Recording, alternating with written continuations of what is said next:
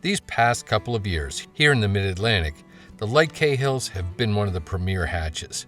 For me anyway, they are the last major hatch before waters warm up so much, to the point where I can no longer conscientiously catch and release trout. Prior to the hatch, trout readily feed on Light Cahill nymphs trying to make it to the water's surface, and on emergers struggling in the surface film. Of course, they're extremely fond of the winged adults riding on top of the water. When egg-laden spinners return to the water to deposit those eggs is when the fun really starts.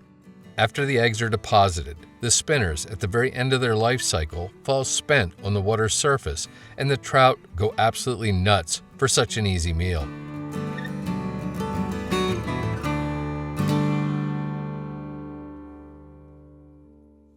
I use this parachute-style Light Cahill pattern to imitate nearly all of the insect's life cycle, save for the nymphal stage. I do tie my parachutes quite differently than most people, and this method may take a while for you to get accustomed to. The fly starts with a Lightning Strike DF1 dry fly hook in size 14. I make sure to mash the barb on these prior to tying. If nothing else, it makes unhooking fish near dark much easier, and it's certainly better for fish already stressed by marginal water temperatures. For thread, I've loaded a bobbin with a spool of Semperfli Classic Wax 12/0 thread in order to keep thread buildup and weight to a minimum. The stuff is nice and strong too, which allows me to tie with a good bit of thread tension. Get the thread started on the hook shank, leaving a full eye-length space behind the back edge of the hook eye. After taking a dozen or so wraps rearward, lift up and snip off the excess tag. Return your tying thread forward to a point about 2/3 of the way up the hook shank. White polypropylene floating yarn is used for the Wingpost. A card width segment is more than enough for the fly. Using tight rearward wraps of tying thread, secure the polypro to the top of the hook shank. With it well anchored, lift the rear portion up and snip it off at a shallow angle. Take forward thread wraps until the material is anchored up to a point about 1.5 eye lengths behind the back edge of the hook eye. Then take a wrap or two in front of the material around just the hook shank. Lift up the post and twist it clockwise as if you're looking down on it. Really twist it up. Bring the free end down to the hook shank above your tying thread. The twisted polypro should furl on itself like a cinnamon twist. Now, anchor the free end with tight wraps of tying thread. Try to keep the material on top of the hook shank while you do this. And with really tight rearward wraps, then using the hook eye as a guide, snip the excess material off at an angle. Bind the snipped off material down with wraps of tying thread, then relocate your thread to about the midpoint of the hook shank. The resultant post should be fairly stiff and neatly contained, unlike an open strand or strands of polypropylene yarn. A few fibers from a Woodduck flank feather are used to form the tail of the fly. A dozen or so are all you need. Try to keep the fiber tips aligned as you strip them free from the stem.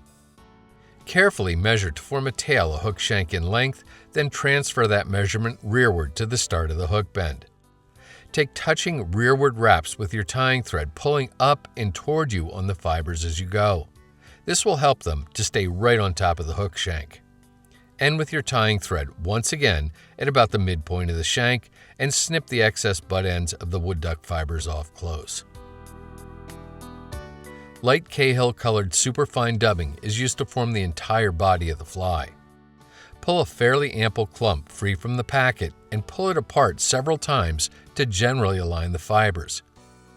With the fibers parallel to your tying thread, begin forming a slender dubbing noodle on it. Don't twist the lower part of each clump. This will allow you to weave in the next clump to make a really cohesive noodle. The noodle should be about 3.5 inches in length and very slender. Start taking wraps with the noodle so the dubbing begins right at the base of the tail. Take touching wraps forward with it to build up a lightly tapered body on the fly. Fill in the entire area, both fore and aft of the wing post. End with your tying thread in front of the post on the near side of the fly. A single feather from a cream-colored cape is used to hackle the fly. Its fibers should match the size of the hook, here a 14. Close enough. If you don't have a hackle gauge, you can also measure the fibers on the post. They should extend a little past the base of the tail, like so. With the shiny side of the feather facing you, pull down and strip off the lower webby fibers. Then, take a few more fibers from just the top edge of the stem. This will help the feather to wrap correctly. Snip the butt end off, so you're left with about a 1/4 inch of bare stem. With the shiny side of the feather facing forward and the extra bit of bare stem toward you, lay the bare part of the stem against the wing post and begin taking thread wraps to secure it. Take touching wraps around the stem and the post, going up about 1/8 of an inch. Try to keep these wraps nice and smooth, and once again end with your tying thread in front of the post on the near side of the fly. You can then snip the excess butt end of the stem off close. To make the next few steps easier, reorient the fly in the jaws of your tying vise so it points down, just shy of vertical. Get hold of the hackle feather by its tip and begin taking touching wraps with it behind your tying thread and up the post. After 7 or 8 turns, use your tying thread to anchor the feather's tip to the post above the hackle wraps. Use only 3 wraps to do this, then snip the excess hackle tip off close. Pick up your whip finish tool and use it to do a 4 or 5 turn whip finish on the post. Be gentle doing this so the wraps don't pull off. Once the knot is well seated, snip or cut your tying thread free. You can now reorient the fly back to its normal position in your tying vise and marvel at your handiwork. I like to snip the post off fairly short, a little less than a hook shank in length, so the fly isn't too top heavy. It's very important to pick up your head cement, here Sally Hansen hard as nails, and apply just a single drop to the whip finish.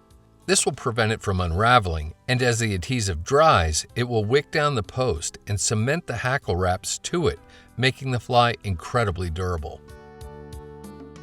With this method, the concave side of the feather is down, kind of like a real parachute, and the underside of the fly, which the trout see, is remarkably clean. The hackle fibers might appear to the trout as legs of the dun, or maybe the spent wings of a spinner. Perhaps most importantly, because the fly is often fished toward dark, the hook eye is absolutely clear of any obstruction. Like I said, this method takes some getting used to, but once you get the hang of it, it's rather quick and easy.